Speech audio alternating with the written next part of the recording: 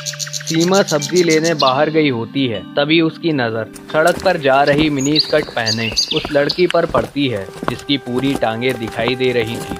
ये देख सीमा अपनी आंखें बंद करते हुए कहती है, छी छी, शर्मो हया तो जैसे बेच ही खाई हो आजकल की लड़कियों ने।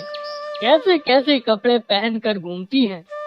अरे इतने छोटे कपड़े तो हमारे जमाने में 5 साल की बच्चियां भी नहीं पहनती थी, जितना कि अब 25 साल की पहनती है। बड़बड़ाते हुए सीमा अपने घर आती है और वो टीवी पर सूर्य ग्रहण की खबर देखती है। क्या आज सूर्य ग्रहण है? ठीक है, तो जब तक सूर्य ग्रहण है कोई भी खाना नहीं खाएगा। और तू बड़ी बहू, खाने में तुलसी के पत्ते डाल दे। उसकी बड़ी बहू रेशमा मुंडी हिलाती है। कुछ देर बाद सूर्य ग्रहण लग जाता है। तभी रेशमा का पति ऑफिस से थका हारा घर आता है और फ्रिज से ब्रेड जैम निकाल कर खाने लगता है। ये देख सीमा गुस्से में चिल्लाते हुए कहती है, हे राम, कर दिया ना अपशगुन। भला ग्रहण में कौन खाना खाता है? क्या माँ, अब भूख लग रही है, कुछ खाऊं भी ना क्या? ठीक ही तो कह रहा है वो अब ये पुराने विचारों को त्याग भी दो सीमा। आप तू चुप ही रहिए। और तू बड़ी बहू, यहाँ खड़े खड़े मेरी शक्ल क्या देख रही है? तू इसे रोक नहीं सकती थी? वो मैं माँ जी, मैं वो। अब तू क्या बकरी की तरह मैं कर रही है? अपना पल्लू ठीक कर, ये कमर से खिसकना नहीं चाहिए। बहुएं जितनी मर्यादा में रहे उतनी ही अच्छी लगती है। अरे हम भी थे, जितना मर्जी काम करते थे। मजाल है कि कभी घूंघट सर से सरका हो। 3-3 मटके पानी के कुएं से उठाकर लाना, भैंसों का, खेतों का सब काम देखना, कितना काम होता था हमारे जमाने में। लेकिन एक आजकल की बहुओं को तो छोटे छोटे कामों के लिए भी मशीनें चाहिए।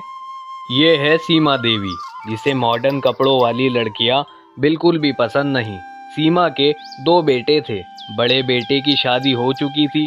बड़ी बहू रेशमा बिल्कुल अपने सास के कहे पर चलती थी, लेकिन फिर भी सीमा उससे कभी भी खुश नहीं रहती थी। वो उसके किसी न किसी काम में कमी निकाल ही देती थी। एक रोज जब रेशमा दिन में अपने कमरे में आराम कर रही थी, तो सीमा अचानक से उसके कमरे में आ जाती है। तब रेशमा करवट बदल रही होती है, जिससे उसकी कमर दिख जाती है। ये देख सीमा जोर से चिल्लाती है, बस इसी बात का डर था मुझे।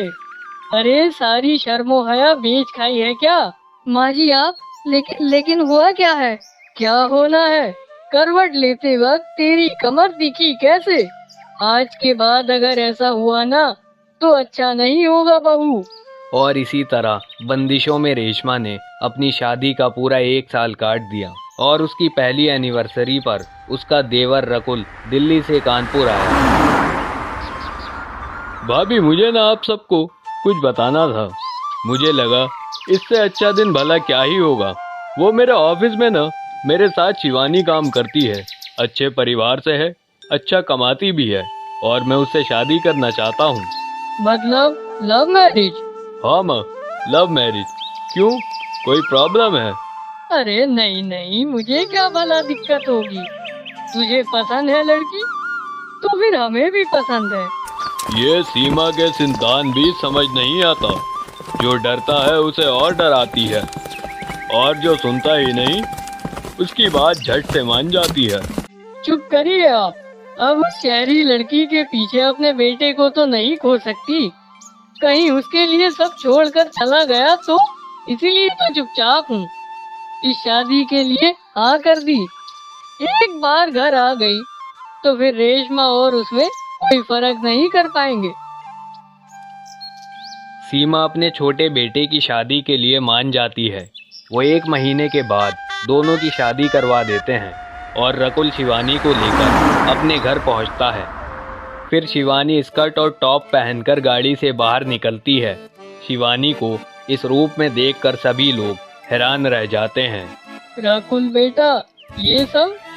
बेटा 2 जोड़ी में लड़की मांगी थी, इसका मतलब ये नहीं कि ये सचमुच 2 जोड़ी में ही आ जाएगी। वो माँ दूर का सफर था ना, तो इसने लौटते वक्त लहंगे पर ही वॉमिट कर दी। इसलिए जो हाथ लगा इसके वो इसने पहन लिया। ये रकुल का बच्चा झूठ क्यों बोल रहा है? चलो शिवानी, माँ के पाँव छू। अरे नहीं नहीं, रहने दो बेटा। ओह थैंक्स, वैसे भी मैं बहुत थकी हुई हूँ। और माँ जी, हमारा बेडरूम कहाँ है? वो क्या है ना, पहले मैं बाथ शॉवर लेना चाहती हूँ। और रकुल डार्लिंग, तुम ना प्लीज मुझे बॉडी मसाज दे देना। आज सचमुच मैं बहुत थकावट है। बताओ ना माँ जी, कहाँ है बेडरूम? शिवानी बस 2 मिनट, वो माँ गृह प्रवेश कर ले। ओह प्लीज, थोड़ा जल्दी कीजिए ये सब formalities. I am really so tired. Seema को मन ही मन बहुत गुस्सा आ रहा था, लेकिन वो कर भी क्या सकती थी। उसने चुपचाप उनका गृह प्रवेश करवाया और बहू बनकर शिवानी अपने ससुराल आ जाती है। लेकिन शिवानी के कपड़े देख सीमा डर जाती है। अरे ये नई बहू तो कुछ ज्यादा ही मॉडर्न कपड़े पहनती है। अरे पढ़ी लिखी नौकरी वाली है तो क्या हुआ, सर पर नाचेगी, जो मर्जी रुमाल जितने कपड़े पहनेगी। कहीं मुंह दिखाई पर कल इसने बेढंगे से कपड़े पहन लिए तो नहीं नहीं, मुझे इसे ठीक करना ही होगा। ये सोचकर सीमा शिवानी के कमरे में जाती है।